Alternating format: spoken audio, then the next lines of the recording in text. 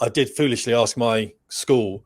I said, tomorrow I'm going to chat with a couple of guys from Eagle Dynamics, ask me some questions, or give me some questions. And of course they did. Yeah. So we've got questions. Okay, welcome back then to Fast Performance. My name's Tim Davies, and as you can see, I'm back in the attack shack, dropping truth bombs on your personal battlefields, helping you to win the wars you are fighting, and a couple of other guys I'm bringing in to help win these wars, Simon Pearson and Ben Whiteley from Eagle Dynamics. Let's bring them in. Simon, you are business development. Yeah, is that right? It is. And Ben, your specific role, I must admit, I didn't actually know. I just know you know everything about this game, and it just scares me about your knowledge. Well, I look after the external testers.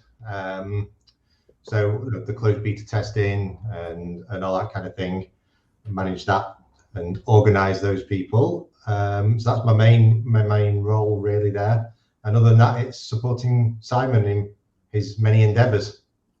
Yeah, absolutely. Well, as you know, of course, I use your product extensively for my business. So what you guys do impacts me on a financial way as well. So I've got a lot of interest in you putting out a really great product. And my main complaints, whenever I complain about DCS, is you could split off each one of your modules and have that as a standalone sim.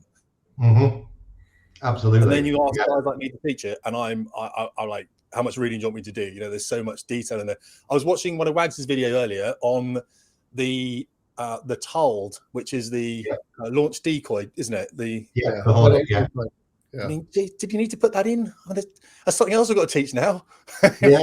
Do you know what? It's a surprisingly fun thing to use, even though it doesn't actually explode or do anything fancy. It's actually really good fun to use to getting mixed up with the SAMs with those things, and brings a lot to the sim, I think. So yeah, I can see how we're going to be using that as well, especially because you can use it against air targets as well, can't you? So you can, yeah. So it shows up on radar.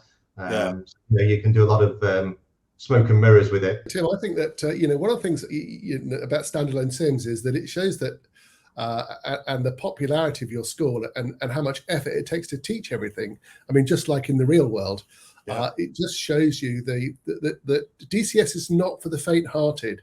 I mean, it really is a commitment, an amazing commitment. And those people who stay current on, 4 modern jets, astonishing, really. I mean, Ben never ceases to amaze me with his level of knowledge, but just the sheer detail that guys and girls have to maintain to be even half-assed good is incredible.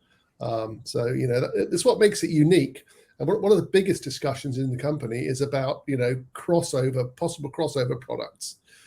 How do we encourage the War Thunderers and the MSFSs over to DCS? Because it is a serious time and brain hurting commitment. So, I take my hats off as well to you and your school. I mean, we both do, when we look at how seriously you take everything from startup taxi takeoff to landing debriefing to, accuracy in the circuit, whereas myself and Ben are probably a little bit slapdash, I would say, in comparison. For sure. Really interesting. We've got we use Discord, and we've got an education part of Discord that we go into where guys will bring up something that's confused them in the past. It might be an aircraft accident in real life, and they say, "I've read the report, Tim, and I don't fully understand this." And then I'll jump in there and we'll flesh it out. We'll look at it. And one of the guys last night was flying. We were doing a trip from, it's a standard teach. It's exercise 8 in the Primo, which is planning. It's takeoff calcs. It's fuel planning, basically. We tend to transition from the F5 into the F18 around about now. Guys can fly it in the F5, but it tends to be looking at how we do fuel burn and how we just do rough calcs. As we all know, of course, we do rough calcs, and then we can refine. And that's the whole trip. We go from Colchi and we go to Tbilisi. It takes about 25 minutes. And we're doing both aircraft. And one of the guys yesterday flew an F5 over there and almost killed himself. And he wrote a whole write-up on it about, what happened and stuff. I was reading about it this morning, and some of the things he says, it would be the same as if he was writing an actual incident report in real life. He was, the first to launch. He hadn't had any food. He was late to the brief. He hadn't been to Tbilisi before. He had the wrong pressure setting. He didn't know what the height of the field was. We're on an RPS. He got maxed out. Do you remember that video with the Harrier guy? Break the chain. Break the chain. And that's what I said to him. I said that to him. And he said, one of the things that he wrote down here, he said, I was trying to get the buzz, I was trying to get my second circuit in and I find myself doing sillier things like Derry turns on the brake. And I wrote back to him and said, look, the buzz should come from doing it professionally, being safe and setting an example for others to follow. So good analysis and write up, always think next event and what ifs so you don't get caught out. And I was on his wing for the last, well, I was on someone else's wing for the last part of that. So I saw them all in, you see. I don't normally fly, but last night I did. But everyone's loving the write-up because it's real, isn't it? So one thing I want to talk about a little bit, if we can, is this thing that's going on then, this competition you got for the next 2 weeks. That's something my school is quite interested in. Shall I bring up the web page there, Ben, to have a look at it? Yeah, let's have a look. It's quite a good briefing on what's going on. Direct to me here. Where am I looking then? So what's going on with this competition? What we can see here, so the competition itself is running for the next 2 weeks, and it's 24/7, basically big war on the Caucasus terrain, red versus blue. So you can see there on the map, it's showing you the current status live of the mission in DCS that's running at the moment, and you can see that there's attacks going on where the little stars are over the objectives. There's like the orange, yellow stars. Yeah. So there's guys in the servers now, and that is where they're attacking and fighting. So it's just ongoing, 2 weeks, constant war. And then if you go to the statistics page there. Yeah, so it's 25. It's 25 aside. There are 2 servers up, and there are four prizes. I mean, a lot of the purpose of this exercise, Tim, is to understand what really works in terms of esports, to see what comes out of it from all of our content creators. So it's under-organized. You know, it's not some kind of top-down dictated thing. We had a look around all of the different content creators and online online site providers, and chose Buddy Spike because it was closest to what we thought we wanted. So it really is looking at what sort of format might work for esports, which is why we're backing it with a few grand cash. And it's also not just air-to-air. What's air-to-air is, when you look at Top Gun, air-to-air is possibly the most popular. There are a whole vast swathe of people, I'm sure in your school, of people who have not much interest in air-to-air and are much keener to do helicopter stuff or to do air-to-mud or just to fly properly. So it's trying to embrace everybody within the DCS world equally on a competition basis. And so, as I say, only 6 hours per person per day, and you have as many as 17 lives. So for your 6 hours, Ben lost 1 this morning already. All right, thank you. You dropped me right in it. Yeah, thanks for being on YouTube. That also live. Yeah.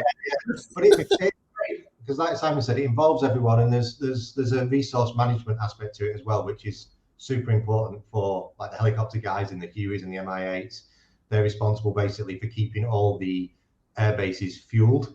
So that is a really important task for them. And the flip side of that is if you want to do air-to-ground strikes, you can see on that map there's various little petrol pumps marked on the map there, and they're the fuel distribution targets. If you just zoom in a little bit, Tim, you'll see. Have them there. Here we go. If you click on one of the petrol pumps, one of these things there. Yeah. Fuel base. And then you'll see so that's showing you which air bases that supplies. Oh yeah. So that's a valid target for the Red Force to go and attack that and destroy it.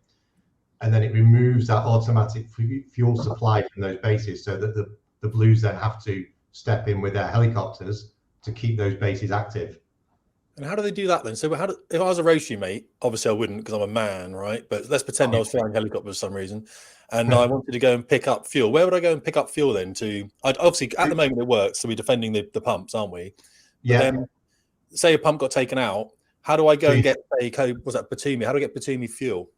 So you'd go to one of the other pumps that is still active and pick it up from there in the helicopter, and it's done via crates. So you take then a crate, obviously it's how we sim it in the game, to get it there, and then take it to the relevant air bases or aircraft carriers, because they can run out of fuel too for the aircraft. Do I use the comms menu to sort of drop off fuel? Or exactly, yeah, you work through the comms menu. It's CTLD basically in the comms menu. Love it. Through that. It's all explained in game through the radio menus and pop-ups. Okay. I'm going to go and do that. I'm going to go and fly helicopters about and just sneak them out of the place, moving fuel. Well, it's Sounds like fascinating. Well, there's lots of sneaky behavior as well. You see helicopters dropping off man pads to ambush, unaware jets. So there's lots of sneaky stuff going on. And sometimes you can take out a SAM site, and if your guys are not quick enough with helicopters landing troops or driving tanks up to take that SAM site, the helicopters can replenish it fairly quickly. And then, of course, the other thing is the SAMs are quite clever. I think it's a 50 or 60% chance that, they have with a missile in zone trigger, that if you end up within the range of a SAM site, it will keep quiet. And it may keep quiet until you're, in no escape zone. And then suddenly you've got a missile or two missiles in the air at you, and they're below you. So the SAMbush, the way that works, the way that it feels, slightly dynamic and slightly scary, is really excellent. And you also feel the difference. I mean, the other big thing is situational awareness, which is what caught Ben and I today. We were trying to fly an F-16 harm mission as a pair this morning, and we were jumped from below by a Hornet, not using his radar, but an AWACS directed Hornet from 3'6" doing a zoom climb. So I escaped with my legs between my tail back to Beslan, but poor old Benny was a flaming wreck in the hills. The French do that in Typhoons, actually. The French used to come and do that. And thinking the Typhoon didn't have a great look down, but it does. It's just the tactic the French like to use, low and fast, try and get crown clutter against Typhoons, things like that. It's an interesting thing, actually, because what I see when I look at these things is people coming up with tactics, and because they may not know the correct tactics, as it were, you start looking at this thinking, yeah, that works. That's an interesting one. I hadn't thought too much, because obviously the tactics I bring, which I try not to put on YouTube so much, are real tactics, of course, because that's what we've learned. And of course, the longer we're out the service, as we know, the less relevant they are, of course. But some things we can't talk about if you've been on a red flag exercise, for example. But sometimes you see people doing things in my school, and I think, yeah, that's actually quite reasonable. It's not. I wouldn't have thought of that. So that's quite interesting. I might go and have a look. I might jump in there. Things move on so fast, and when you look at, for example, where we're flying a couple of clicks battle or card formation, and you look at F-35s and we're flying 30 clicks apart battle. You go, wow, that's quite something. How are we going to deal with that? Yeah, I remember when the F-15s used to fly a massive 8-ship wall, didn't they? And everyone thought that's amazing. And now, crikey, you've got data links linking everyone up, and as you said, F-35s flying 30 miles walls. If I jump in and it says FJP, do I get the entire Red 4 coming at me? Do I? So yeah, you do. What we found was when Ben and I was funny when we were testing, we were testing with more Rotholts of Buddy Spike. So we would go in and test the servers, which was fascinating work. What we found was we thought, right, let's go somewhere quiet. Let's go to Syria 80s and let's just see how this works. And we'd be in there, and within 20 minutes, there's 17 people. Successfully, down like dogs. And we suffered badly. I think I suffered a lot worse than Ben did, but it's just one of those things. It's quite interesting. So yeah, your presence would be very welcome, Tim. And I do think that working in you've got to work. You've either got to work either directly with an AWACS like the F-18 was doing this morning, as we saw, or you've got to be at least in pairs because SA really is everything. If you're alone, unarmed, and unafraid, you just toast. You're really vulnerable for anybody. Yeah, that's what we find when we did a massive PvP. So that's player versus player. People don't know what that means, but we do that on Friday night sometimes because I treat my school as a university, and then on Friday night from 5 o'clock in the evening until everyone falls asleep, we have we do anything. We will have a theme. There'll be the newest student can pick the music for the night, and we play some music. And last time to prep for this, we did a big PvP. And we found exactly that. We're in Nellis. I ended up with a dude on the wing. Actually, one of my students who's very accomplished now. And we're beaming threats coming out of Groom Lakes. I'm beaming like you do in Red Flag Reel, beaming. Yeah. And I had to abort and get myself out of there because I'm going to get shot by an F-16 who's doing Mark 1.6 at 40,000 feet. I'm like, I can't do anything. I'm on the deck. I'm in the weedosphere. You know what I mean? I'm hiding behind rocks in a Hornet, waiting to get shot. So it's amazing when you are talking with people. And then we had other jets that we're talking to coming over the top to try and engage the F-16. As soon as they start engaging him, we can then turn in and go direct to target, you see. Yeah. Get shot by an I remember when the F3 first got data link back in, I can't remember if it was Red Flag 86 or whether it was Green Flag 95 or one of the others I was at. But the F3s, Blue Circle Airways, because they had a concrete in the nose instead of a radar. But the F3's got link 16. for the first time, and they were suddenly aware of the threat to them, and they hid in the bottom right-hand corner of the box for the entire sortie. Really? Otherwise, they'd get shot down. You know, they circled around. I mean, we just trundled in as you do, as the mud movers do. You trundle in and you do your bits and you do the best you can, and all get shot down. But they trundled. You know, they just hid. They went, well, we'll just get shot down if we do anything else, and that was it. Yeah. It was, you know, you imagine the debrief at the end. Wow, we wouldn't be there because it's an air-to-air debrief and it takes about 7 days. So at least. no way I'm going to that, I tell you. I went to one, actually, when I got shot down by an F-16. I had to go stop, minute, whatever. I got shot down by an F-18 on our own side. It was a US Navy one. Oops. And I thought, I'm never going to an air-to-air debrief again. It just goes on so long. You know, when mud's finished, we go home, don't we? It's like, target, GH, bar. There we go. Brilliant. 3 minutes, done. But then we've got a plan for the weekend, haven't we? So I'm looking at this then, and what I'm getting, and I'll bring us back up, is I've got some questions I really want to ask, because I know this is important to you guys, so I want to do this as well, though. So here we're looking at, this is the caucuses. We're looking at the guy who's got the most air-to-air kills, for example. We're looking, so we've got a list there, which is great. You said, I believe you said, Simon, at some point that the Hornet was the aircraft that is used 50% of the time within DCS at the moment. Yeah, I'll let Ben take this up because he's been following the stats and the uses quite closely and commenting internally for us. And excellent. And his summary will hopefully go public later today. But Ben, take it away. Yeah. So, I mean, these stats now that we're looking at on here are purely over the last 13, 14 hours. It's been running the competition. So, and you get a good idea there on the airframe flight time. You know, the Hornet. 50 hours nearly now of flight time, which is double the F-16. So it's clearly very popular within this competition, and is also reflected in its kill to death ratio down below there. You know, it's 2-to-1 nearly down on air to air for the Hornet, and the F-16's 46 kills for 52 deaths, which is a surprise for me, to be honest. Yeah, I'm surprised at that, because one thing that we were discussing, obviously, when we did this PvP, was there are guys that are specialists. They game this, don't they? They go, right, what's the thing I can do here? I'm going to run out of fuel probably and crash into a bush, fine. But what can I do to get that kill? Well, if I take an F-16 with 2 AMRAAMs, I might take a fuel tank or not. It doesn't matter. But if I take a fuel tank, I'll go at Mach 1.6, 50,000 feet if I can, lob these missiles as far as I can, jettison the tank, run for home. I might make it, I might not. An F-18 is not going to be able to do that, because people will put like 8 AMRAAMs on an F-18 and a fuel tank, be a drag monster basically, sit in 25,000 feet if they get there, because the Hornet doesn't go that high. We don't fly above 30,000, and they're doing maybe Mach 0.9 if they're lucky. So they're at a huge disadvantage. They're never going to get any of those missiles off. Basically, they're just taking missiles. Exactly. Yeah, exactly. So we're going to do a bit of that then, I suppose, aren't we? Yeah, and also the thing about this competition as well is the deaths count against you. So, you know, if you are being frivolous with your life in the competition, it will count against you. It's better to go out and not kill anything and get back than it is to go out and get a kill, but like you say, run out of fuel or run into the ground, because you've wasted your time then. Okay. So we were hoping that people just do it a little bit more sensibly and rather than what they call it, air quaking, don't they, where people are just constantly going out with 10 AMRAAMs and firing them off in 30 seconds and going back getting 10 more. So I don't see this guy Gurika. I mean, I've been shot down by him before. He spends, as far as I can tell, most of his life in Buddy Spike's campaigns, and you see he's top. Not only is he top air to air, but he's second in the air to ground. Yeah, he's doing very well at the moment, and that's his.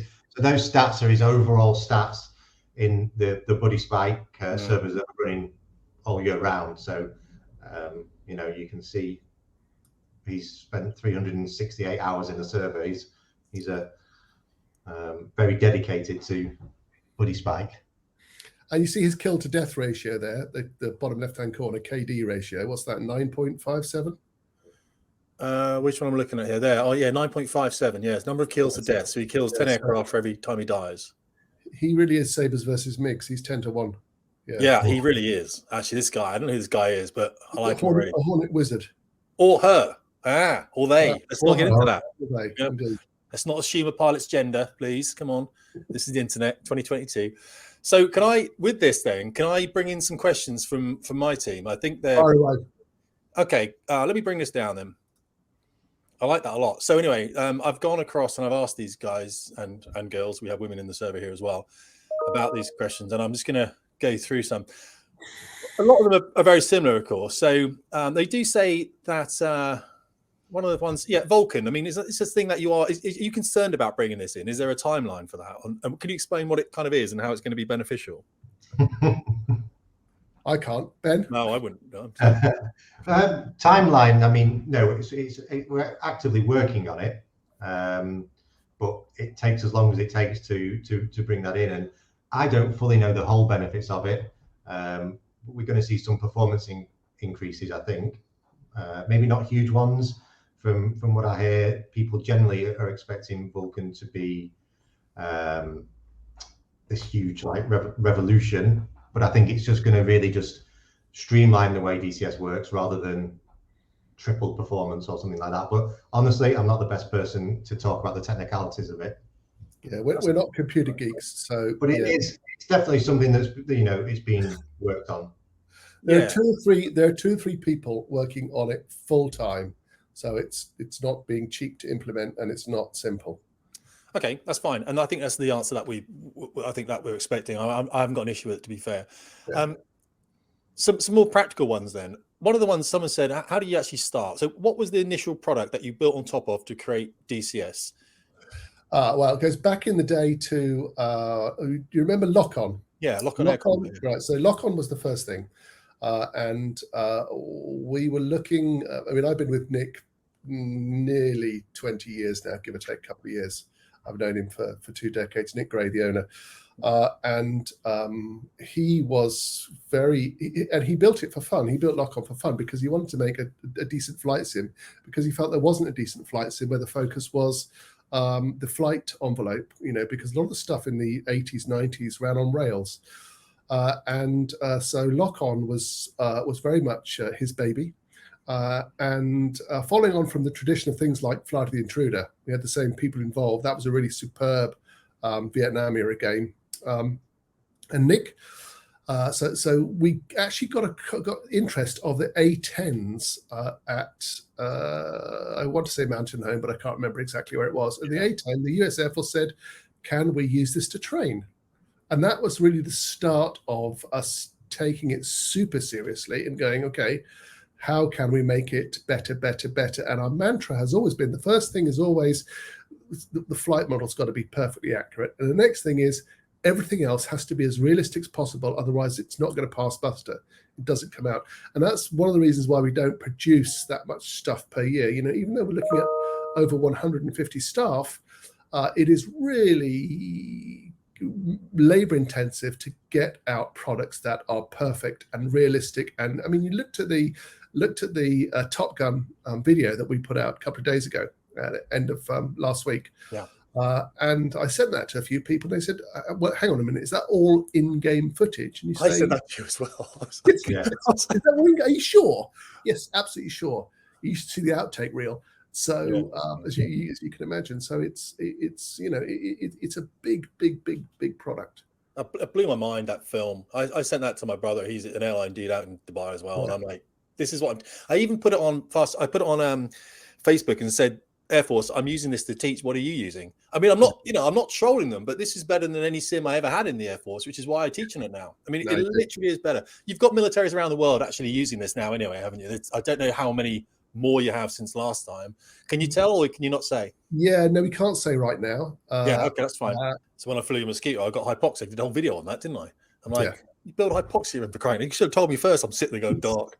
It actually felt real as well. You know what I mean? Right. So someone said, "Oh yeah, I've got to speak to you about the F5 heading in the corks being different. The way that I think there's a variation issue. I want to speak to you about that because I teach on the F5." And I tend to agree. I agree. I fly a lot F5, and we do have a spanking new F5 coming, and the artwork looks fantastic. So all the F5 lovers out there, just like the A10 2C, I'm speculating here. I don't think we're expecting F5 owners to buy it again. I think it's going to be plus $10 deal or something, or whatever it costs. But it's been in artwork now for about 9 months to a year, and it looks spectacular. The new F5, a new SU25 for those people like me who are massive SU25T fans. So that's really exciting for your F5 community. I think they're going to be. Is it a new cockpit? Yeah, it's okay. Yeah. I think it's 6 degrees variations missing off the core, because we did a flight last night and all the same. All we do is we subtract 6 degrees. It doesn't really bother us too much. Weather, dynamic weather engine. Ben, is that you? Yeah, again, in development. It is something that will come, but can't give timescales. You know what's funny? One of my new guys, I have guys come in all the time. One of the new guys said, Tim, why is the weather always so nice in your server? Bang, that next day, down on the deck, 400 feet, left it there for 4 weeks. Yeah, ain't messing around with this stuff. I can do it. And he's like, "Can you change it back now, Tim?" I'm like, "Yeah, you bring that stuff to me. I'll make the weather back." I mean, I love flying in DCS in bad weather, and I do enjoy that. But yeah, it's just that is the evolution of the new clouds were the first step. And we'll move on from there. It's just not, things don't just get done overnight. And just because you don't hear us mention it doesn't mean that we're not still working on it. No, completely agree. I love the weather, by the way. We have a lot of weather. We also have crosswinds, obviously, because that's how we improve, isn't it? By having circuits with crosswinds, they've got to do calculation. And the weather, I think is brilliant. I flew, is it the ACLS in the Hornet? We did boat work with that the other day. Yeah. We brought in, I just spent £4,000 on a computer because I have to have the fastest machine of anyone just to lead the field there. With a Reverb G2. I'm using OpenXR through, so making it a bit better. So I've got that on. I'm at night. I'm in weather. I'm going to the carrier. I brought the weather right down, and I'm putting the ACLS in, and it's freaking me out. I nearly done it.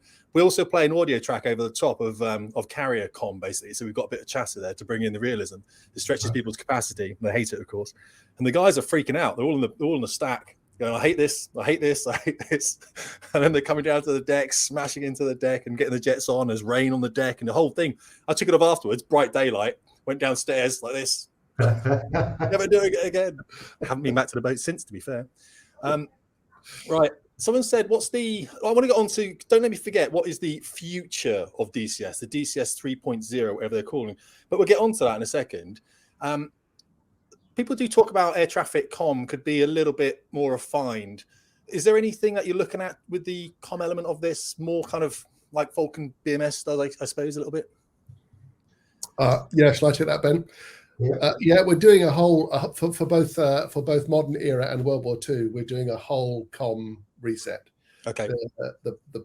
The problem is, of course, is that it takes 10 million hours of recording. Yeah. I mean, every time everything changes, if you just think about all of the digits and all, steer 260, steer 261, steer 262, oh God, steer 263, I could go on. So everything has to be recorded, everything reasonably possible. So it's just another thing that is competing for time and recording voice. We're looking at using Microsoft. What's the software called? Ben, I can't remember. Azure. Yeah, we did look at the text to speech. Auto voice. So there are lots of discussions going on about how best to do comms. We are aware that it hasn't been updated for a while. It needs updating. And then, of course, World War II is a whole different language. Yeah. Cabbages over the briny. Red leader. It's so it's twice as much work. So yeah, good question. We're on it.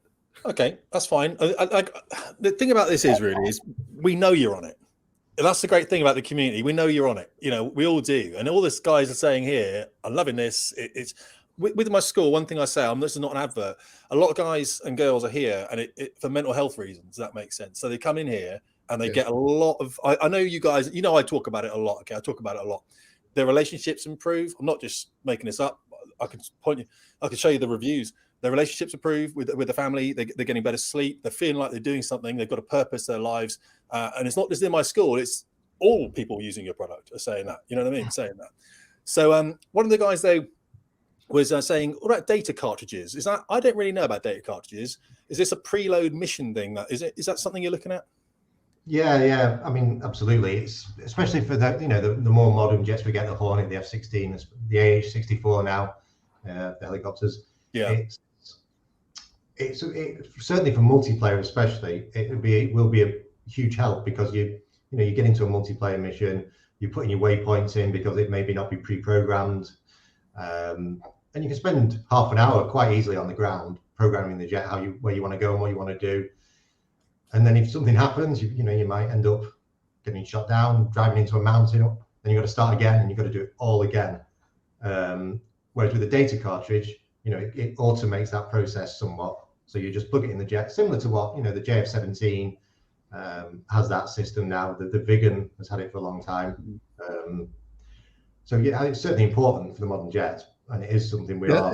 Indeed, it's one of the things that's really important. I mean, the stats. That we are stats. We look at everything that that our game does and how people use it. The average usage has gone up in the past 3 years that's when people sit down, play DCS, and then go away and do something else.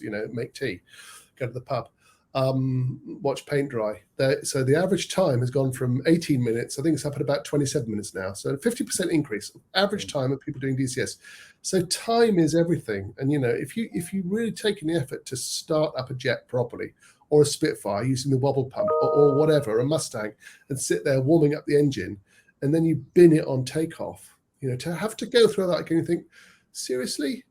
Especially when you're there in the early stages. And this is one of the huge speed bumps, which is real in both the real world and in DCS. And there's no getting around it. However, universal data cartridge, yeah, it's a fantastic idea. We're looking at a couple of things that will solve it.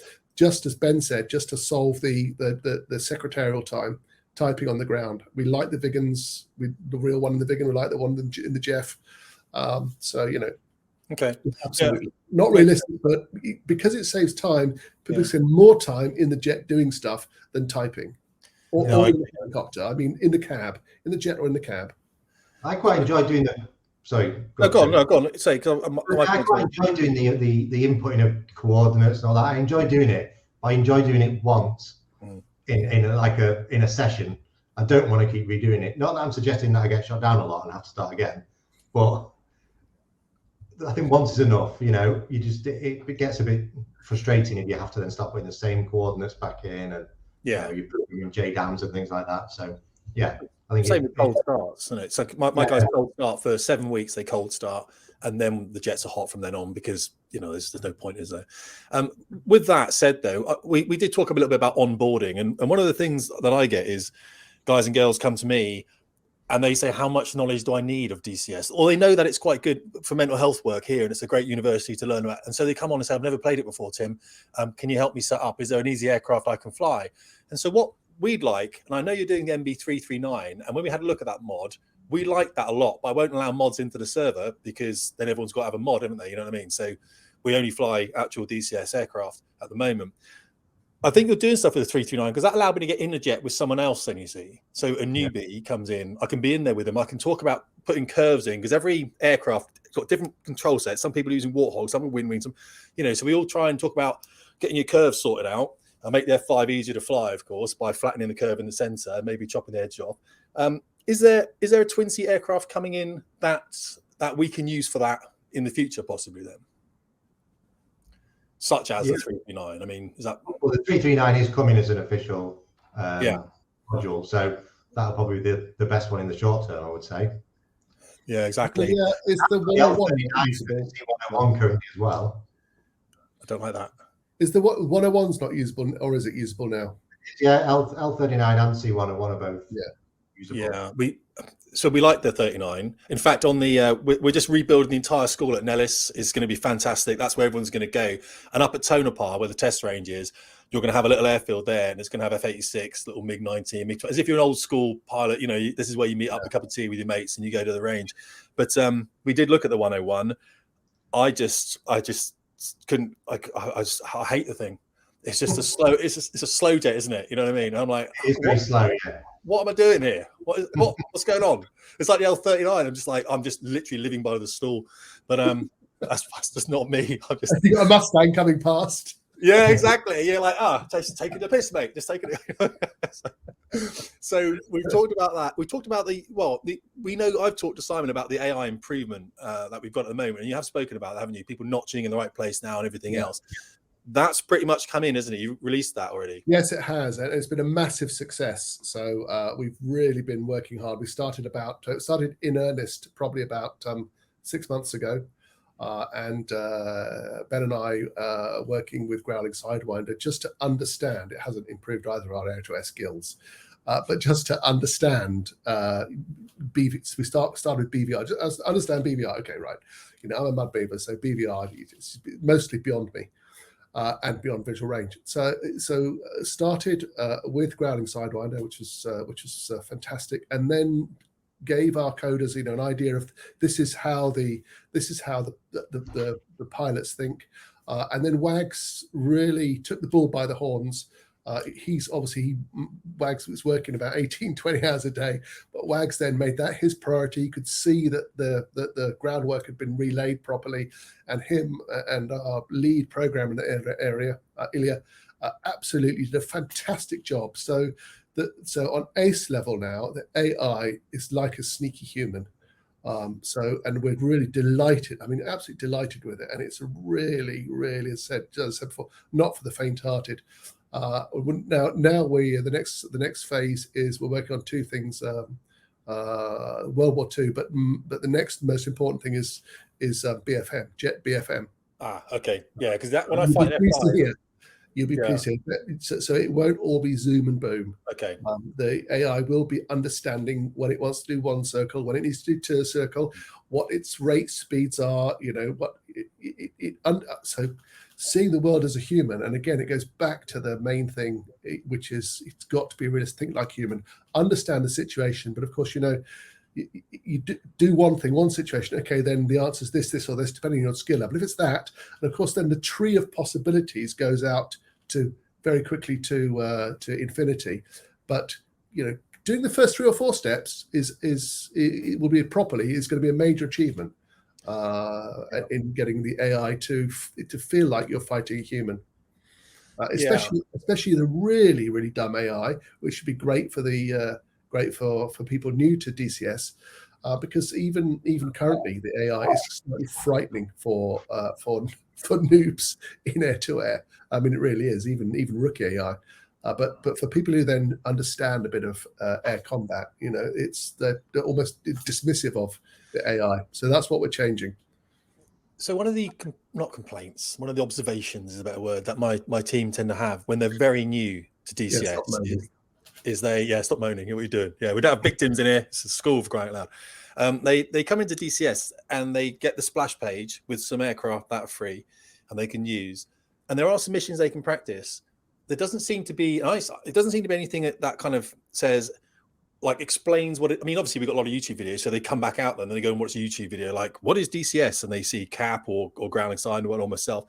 There's nothing that they sort of have an introduction to. They literally have to select an aircraft, select the first mission, and they've then got to bind their joystick and throttle themselves, and they've got to work out how to do that. Is there anything that can be done about that new user experience to make it more so people, because it's free? I think this is the issue you've got. People download it because it's free. They go, have a look at it. No, it's too complicated. I'll go and play War Thunder. Is there anything that you can do with that? Like more of a way of onboarding new it's an eternal discussion, and it's the discussion we were having last night at senior management level. It is the eternal discussion. Okay. How do you get people to convert from, say, War Thunder to DCS?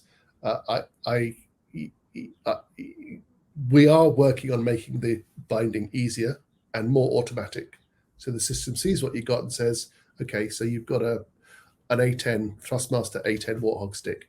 Your binds are set. It knows everything, but you still have to understand it. And the problem with having a sim that is such a beast as DCS is that it is as hard as real life. I mean, it really is, except for the smell of rubber and all those other burnt kerosene things that we live with daily, Tim.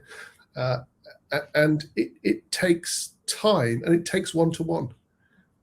I mean, it's very much a one-to-one thing. It very much, and I don't know anybody who plays DCS who's picked it up and gone. Well, Ben might be an exception, and has just done it themselves and just only used YouTube without having a mate going, okay, it's this, and this, but then watch the YouTubes to reinforce it. So I think once you get one jet, and you know who's doing what on YouTube, your YouTubes, Caps, YouTubes, Grim Reapers, and whoever else, Spud Knockers, all of those people, long shots, you know where to look. Tactical Pascal, what they're teaching, what their broad area of expertise is. So it gets a lot easier. It's just the first jet, you're right, is the hardest thing. Yeah, I had a guy that said, he said, I think DCS is rubbish because I'm flying an A10 and it keeps just being in this buffet all the time. And what he was doing, of course, he was pulling a stick back, expecting the jet. He just didn't, of course. And what I do as an instructor, and of course, I know you've been that kind of realm before as well, is you have to try and think about what these people don't actually know. So the unknown unknowns, and it's hard because he's got no knowledge, none, zero. It's not like me taking a student on this jet here that's been through 3.5 years of flight training. It's just a bit faster, mate. You'll be all right. You know what I mean? Crack on. They don't know what they don't know. So they don't know that you've got a set of power. So power, attitude, trim equals performance. I teach all that. That's what the primo. So guys say to me, can I just join the extremists, do the weapons? You won't survive, mate. I don't mean that in a physical sense. What I mean is everyone's going to get pissed off at you because you just can't fly in battle. You can't be like that. And I've done it before. Guys have insisted on coming into extremists. All right, let's see how this works out for you then. And the other guys chuck them out. Because they can't even start a BFM set with them because a guy can't fly at 15,000 feet, 350 knots, straight in level at 1 mile battle in an F5. He hasn't learned how to do it. And so, this is what I find is that's what makes it so realistic, isn't it? You built something that's too realistic. How dare you? That's the problem. Well, a typical experience that I have with people, with certain people, my brother, for example, he'd love to be a fighter pilot. He was in the Navy, sadly. Won the Cod War single-handedly. He would have, he'd have given his right arm, but he has no feel. He doesn't know what he doesn't know. So he doesn't know the G in the seat of the pants. So he's a yanker. Everything is full deflection. And they say, okay, let's start. But even before you go to battle, and you'll know this, say, right, we'll go off and just stay in fighter wing, just stay 400 yards back, left or right, just so I'm comfortable over there somewhere, okay? And we're just going to be doing this. And he'll go, I hear this. Oh, what is it? Yeah, where are you? I've lost you. The visibility is like 900 miles. Yeah, I know. And it's the biggest frustration. We do so much teaching on just getting airborne in formation and staying in formation and then, supporting each other in battle. And it's a massive workup. Someone said, are you bringing a tornado in? Because they've seen a lot of tornadoes in your recent videos. Is that something you can talk about or not? Yeah, it's planned is the answer to that. It's planned. Yeah. They've also said, can I do the voice for the rear cockpit? Because I keep telling my students that they never land on the center line. And I'm always like, what? Are there crocodiles on the center line, are there? What's wrong with the center line? If you can land on the edge, you can land on the center. So they want me to be in the back. But I think probably no one will buy it if I was in the back of that jet. You'd have to get a brevet, Tim. Never happening. An M. You're going to be in the back seat. That's the thing. You'll be there. You get all that. I'll be like, oh, God, mute. They also said, let's have a look then. Afghanistan map. That won't be too difficult to do, will it? It's not much going on there, really. So what else? One of the things that we do, and now I know you can do this, and I don't care what else you do in your game from now on forever, full stop, apart from this. We're in VR. So we can, when we move our head, of course, the heads in the cockpit move. We all agree that's a thing. When we take off, my guys are counting down 3, 2, brakes release, 3, 2, 1, go. Yeah, I just want a nod. I just want a nod. That's all I want. I don't want anything else. Give me a nod. That's not the thing. Do you know what? I'll tell you what we can do. We're going to ask. Let's see if we can do that. Let's take. If you get a nod. That'll be epic. Our pilots are the least best part of our artwork. Oh, are they? Yeah, but some of the work's being done, some of the work I've seen, they look fantastic. The ones that are coming, the facial expressions, the real, rather than being, avatars, they're real. They look like real humans. I wonder if we can get a nod in. That's actually an excellent. I'd love a nod. Also, when I fly with you, I'll write that down. Yeah, thank you. When I fly you, Simon, sometimes things go wrong, let's say, and we end up ejecting, let's just say, and we're on the ground together. And we can't see each other. And what I'd like is to meet up, go and find a cafe and have a debrief. You know what I mean? So can we see each other? Go and order a virtual pint. Yeah, I want to get down in the weedosphere with a gun and go, right, let's go and get a pint. Yeah, we've just wrecked 2 jets. They do talk about how much more advanced can we expect VR interaction in the future. So this is where we talk about in-cockpit hand tracking for controls and I don't really think you better do that. Really, are you looking at? So obviously, I don't know whether you've got the stats. You'll have the stats on this. What's the difference? How many people are flying VR and how many people are using, say, Track IR, another head tracker? I think we're at about 10% VR at the moment. 10%. I would have thought all my guys use VR, by the way. Well, I would say maybe it's growing massively. It's growing exponentially. But because once you put a VR hat on, you never go back. You never go back. It's a completely different world. Especially formation work, especially boat work. Yeah. Airway refueling. Yeah, air combat, of course, everything. Yeah. It really is. I mean, I've got a Reverb G2 with a 3080 Ti now, so I'm maxing this stuff out. It was 64 gigabytes with the big emissions. And there's always issues. There's always 64 gigabytes. Wow. Yeah. Can I get more? I didn't realize I get more. Am I lacking? How dare I? I'll go and spend another $4,000, shall I, on your product? You need a 3090 Ti and 128 gigs. Never really end of it. No, I won't. I can't keep doing it. I've got my machine is called Throbber, my new one. Right. I've got a contract with the people that made the last PC. Every 4 years, they just build me another one. Every 4 years. That's good for them. They're really good, actually. I'll give them a name drop. They're called Palicomp up in Crewe. There's a young dude up there who sold me the first PC when I left the military a few years back, and he just built me the next one. And he keeps saying, no, you don't want that. We'll just do this. I've got that in the back drawer. Put that in. Or I'll tell you what, that card is great, but let's go for this one. I end up driving back with something that weighs 20 kilograms or something. Try hide that from the wife. That's not easy, I'll tell you right now. So yeah, can we get walkabouts, basically? People just like to explore the villages, you know. Walk around. We had someone actually the other day he must have been on Combined Arms. He was driving a little tank around and spotting. We were all in Apaches on one of the Friday night things on VR and Apaches. And you know, when your gunner fires a missile without telling you, that's some scary experience like that. Yeah. I kept saying, tell me, mate. Another one comes off. I'm like, geez, mate, they're behind my ear. Just tell me when you're going to fire a missile with. But yeah, a little tank was driving around. That was quite cool.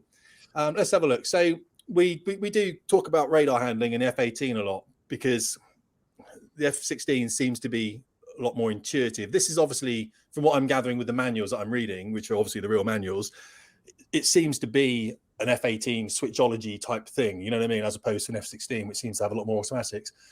That's, do you keep trying to improve these radars, or are you trying to keep them as realistic as possible? Because we get a lot of drop locks and things like that. I think as realistic as possible is always the guiding factor for us, and we do it to the best of the available documentation we have. The drop locks, it depends on the situations, doesn't it? On what's dropping a lock, maneuvering target. It's obviously if there's a clear bug, we would fix it, but I don't think it's a bug. I think radar handling is a massive skill to getting the elevation, let alone the left right, getting the elevation correct in the. I mean, Tim, it's not automatic staring eye of Sauron, which sees everything and tracks it automatically and tells you where to fire. It does take a bit of effort, a bit of understanding. So 99.9% of people who say, "Oh, the radar doesn't work properly," it's not the radar that's not working properly. Yeah, pretty decent results in the Hornet. If you get yourself set up properly, get your memory set, narrow your azimuth down, make sure you're on the elevation, and do everything you can to help the jet keep the contact. Then, never guarantee you're going to keep it forever, but generally it's good. Here's one. The track while scan apparently should. I know. Well, we're getting so detailed, aren't we? I'm going to say this, then we're going to leave it. We're going to leave this level of the track while scan. Apparently, should default to auto and not default to manual. Right now, when you lock a target, it stays in manual. So I have to tell my guys from range while scan, track while scan, auto. Yeah. So maybe that's something that'll come in the future. I'll write it down. I'll check on that if we can. If they've got documentation say that's what it should be, then it's a couple of former C drivers here, and it does ring a bell actually to me that it may already be reported, that one. So it might be already with you. It's just it makes sense, doesn't it? If you're going to lock a target and it goes straight to track while scan, you think that radar will be in an automatic mode now, not in your manual. It doesn't really matter, of course, because all you do is you go auto. But and then you can deselect from manual if you need to. This is the problem, you see, because when I do this, it's like being back at work in the Air Force, and it shouldn't be. It's a game. That's what makes it so great, though, doesn't it? That's the issue. That's why people here with the questions are so invested in this, and that's why they subscribe to the school. And I have to make them. They actually have to pay a physical cost to be here, else they don't do the work that I ask them to do. Because else we're flying with people who haven't done the work and ruining the experience for everyone. So there's a gym up the road where I live near Cheltenham, It's a municipal gym, so it's owned by the council. I set my subscription price to exactly the same price that gym has for membership. It's because it's like a gym of the mind. So if they go down, I go down. If they goes up, I go up. That's how I do it. So people come in and it's like a gym, and of course they can fly at any time. So now we're getting on to the bit where we're talking about the future growth of future. This is my sign for future. What is the future growth then? What's the growth path that you guys have been chatting about in your meetings that people will be interested in learning? Yeah, well, there are two things. I mean, the first of all, the first one is obviously is modules. So what modules are coming? Okay, so we've got the Falklands map coming out in a couple of weeks. Yes, which is fantastic. I mean, with ships and all kinds of things. So, and I absolutely love it. I mean, the feel of it just feels amazing. So not that I was ever there, but I can imagine all those poor air defenders who went down there for 3-6 months. Feels fantastic, lads. In terms of airplanes, we've got the Razban's got the F-15E coming out. Obviously, we've got the Typhoon F4. I think still later this year. Typhoon early next year. I cannot tell you what we're doing internally right now. Not because I cannot tell you. Yeah. But not because I don't know, but we just can't share what we're up to. But I suppose, if you think about airfix kits, once you've done the Spitfire, once you've done all the Germans and all the Brits and all the Japanese aircraft, then it just becomes a case of updating and then a prioritizing of all of the others. And those that you can't get the info on is, when do you, at what stage do we think, okay, maybe we should do a low fidelity Su-57 Felon? Maybe we should do that, as good as the Su-27 is, and do better artwork. And I don't know. Now, a lot of these things are mods already, so we know what the community wants. Yeah. And we've got a module manager in the works. Okay. So that's one thing. Maps, yes, certainly Falklands, Afghanistan, to be confirmed. But the other thing, of course, is the dynamic campaign, which we're working on now. This has become people talk about Falcon 4.0 and what's it called, BM. Yeah. The hardest thing about a dynamic campaign is understanding that you've got to start with the air commander's decision in his allocation of what he's got. Okay, this is what I got, and this is their roles for the day. And then from the air commander's allocation, you then got to go, okay, well, how does he decide where to put his caps, and how densely do you want to distribute those caps, and how densely do you want them manned, and do you want to do fighter sweeps? And by the way, what is the layering of the enemy IADs, and how are we going to tackle that? And how do you build a package from the different air bases for the first 4-6 hour period? How do you build a package and tell the AI to stay in that package, to start here at this transit corridor? And how do you build transit corridors, and how do you decide where to? And then, okay, you're on your package, and you've got 2 fighters ahead, and then you've got a 4-ship a seed, maybe a pair of Deed, and maybe a couple of standoff jammers. Okay, what happens if they get 4 Su-27s coming the other way? Who does what then? Yeah. So, and this is just one small part of getting the AI to behave sensibly. Ground units. Okay, do the ground units have to? How many ground units? A division, a brigade, a corps, an army, several corps? Because units in game. How do we do that? Do we abstract it in another layer, in a strategic layer, just like Falcon? So how do they decide what their posture is? Are they attacking? Are they defending? Are they dug in? What's the terrain? What formation do they take? What do they do if they take 30% casualties? What difference does it all make? What about weather? What about training? What about morale? So the maybe that minor rant has given you an idea, but we're dealing with all of that. We are dealing with that complexity, and Ben and I and a couple of the key members of the team are wading through it as fast as we can. It's just because it is so complex, it's taking a lot longer than we thought, but we are on the right path, and I'm very optimistic about it now. I think that's. I want a campaign. I don't necessarily like going onto multiplayer and being shot down by some dude on grounding Sidewinder server or wherever. I'm just not interested. I'd rather fight my own little war in my own world where I can be king for a day. That's all I want, and have a half clever enemy. And I think that's maybe what 80% of people want.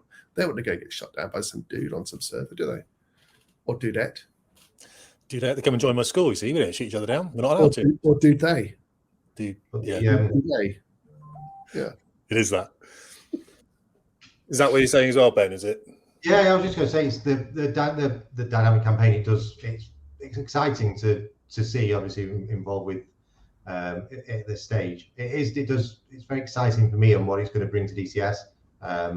It's not I know we've been working on it a long time, but it is a long-term project to get it right. Like Simon was saying, there's so many things that need to be factored in. But when we do get there, I think it's going to be worth it. I'm very excited by it, to be honest. A couple more questions have come in just whilst we're here.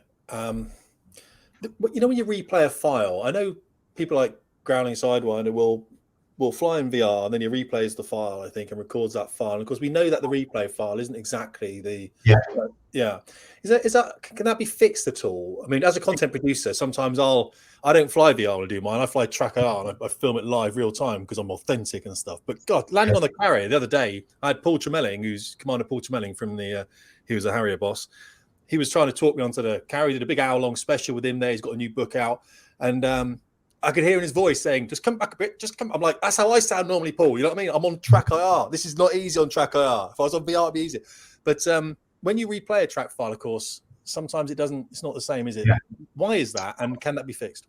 Well, yeah, I mean that is because originally the track replay system was intended to help us investigating problems and things like that. So it's not a recording of what happened. It's a recording of your control inputs. So, and there's obviously certain aspects of the sim where there might be a random seed involved or something like that. That just that one tiny little difference then makes the track take a whole different tangent from where it did originally. So for fixing it, I don't think there's obvious bugs that creep into it now and again that we do fix, but in general we can't make it be perfect. So to fix it is a big job. It has to be started from the ground up and remade, basically. Which priority number do you want that to be? 37 or 156A? I didn't ask the question. Not me. Hey, shoot the messenger. God. You don't want to see the rest of these questions, don't you? Do. But so that really, I think, is pretty much it with the questions. There was a couple more here, just like could you have an in-flight save point? I don't know how that's possible. Is it where there's so much going on, isn't it? Saving. Yeah, sorry, that is something. I'm a big advocate of having a save game, so we're working on a save game. There is a Jira ticket in for it, a save game. So I think I'm in it'll be a game changer school, because you get a lot more people just building their own campaigns and their own big missions, so they can go away. Everything freezes where it was, and then you can just go back to it. You go back to wherever you were. It doesn't matter where you were. So it is certainly something that is in the queue. Yeah, is all I can say. But yeah, I'm a big fan of it. Yeah, that would be quite useful. I don't think I use it. Great question. Whoever said that? Great question. Thanks. Yeah, I'll go and tell him. Here's a good one actually. The last one. There's a good one here. We kind of geek out a little bit sometimes over your product because we're a bit like that. Don't you know what I mean? We just sit there and we'll analyze people's landings. We'll use TAC-View for it. I'll build stuff with combat flight. Then I'll import into your mission or whatever. We do that. We've got different ways of tying things together. I've got a wall with 6 screens on it and a laptop. So you probably call me a power user, I guess. You know what I'm saying? One of the guys said here, and it's an interesting one. Obviously, we get some guys come back. They land the jet heavy, does the whole bouncing around. Is there any way that you could get like to see what kind of stresses would be on the jet when he landed? You know what I mean? Like a G-load or anything. And combine that with, could there be like a debugging mode where you can get airflow or turbulence modeling so guys can see what the airflow is doing? And I'm not saying, again, is it a button press? You can now see the turbulence flow of something. Is that easy enough to do? Or is it a build turbulence modeling in so that people can see it? Guys like just trying to get into the detail of, Hornet, massive wing, F5, little wing. I've got to explain the differences about pulling jets around corner, alpha control, and everything else. And they're just wondering if that's possible. That's all.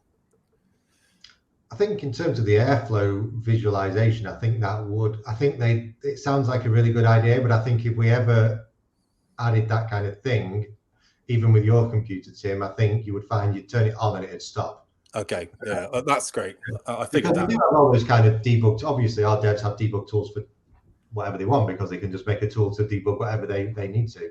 Yeah. But they suffer from performance because of it. You know. Yeah, anything that involves fluid flow or fluid dynamics, clouds, Bernoullis, it just kills processors, completely kills processors. So I mean, your clouds are amazing at the moment. I sit up there with some of the guys, and we're flying. We're going to a range or something, and they'll be like, "Check out the clouds on the right, guys." I'm like, "Stay on message, guys. All right, we've got, we're about to do a check-in, but they are quite pretty clouds." Yeah. On the way back, we'll go look at those pretty clouds because they are quite pretty. Yeah, they are. Huge improvement. You forget sometimes. You just get used to them, and then you like. I'm the same, and you just look at you like, actually, no, they're pretty awesome. They look really good. Yeah.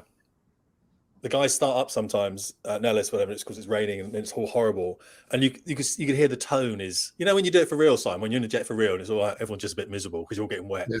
They're all starting the jet and everyone's a bit quiet and no one's really saying anything because it's raining like horrible at Nellis. And when they get above the clouds, all start chatting like this. It's like, I'm like, it's not real, guys. It's not real. All right, I think it is amazing. I mean, every day, and I get into a cockpit, and I often get in, and it does it every day. I look at the product and I say, isn't this amazing? And it is just like flying jets. I never lost the joy of flying in the back seat of some dude like you, Tim, and going, down the Highlands at down the Great Glen at 0700 on a rainy Monday morning, and go, oh, this is just amazing. And it is, and it's the same feeling, and it is amazing. And to never lose that thrill, and to keep the realism the way that you've been doing in your school. I mean, we really tip our hat to you. It's fantastic. It's I think this is why the Falcons are going to be good, isn't it? Because I think it's the closest we're going to have to like the north of Scotland and glens to fly down and everything, Yeah, the reason it's delayed is because the penguin swarms are not quite right.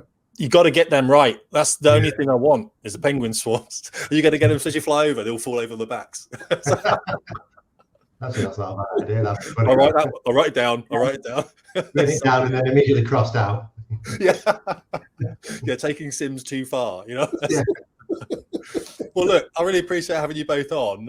If there's anything else you want to make this a regular thing, come back on. I get questions the whole time, and look at these chats here.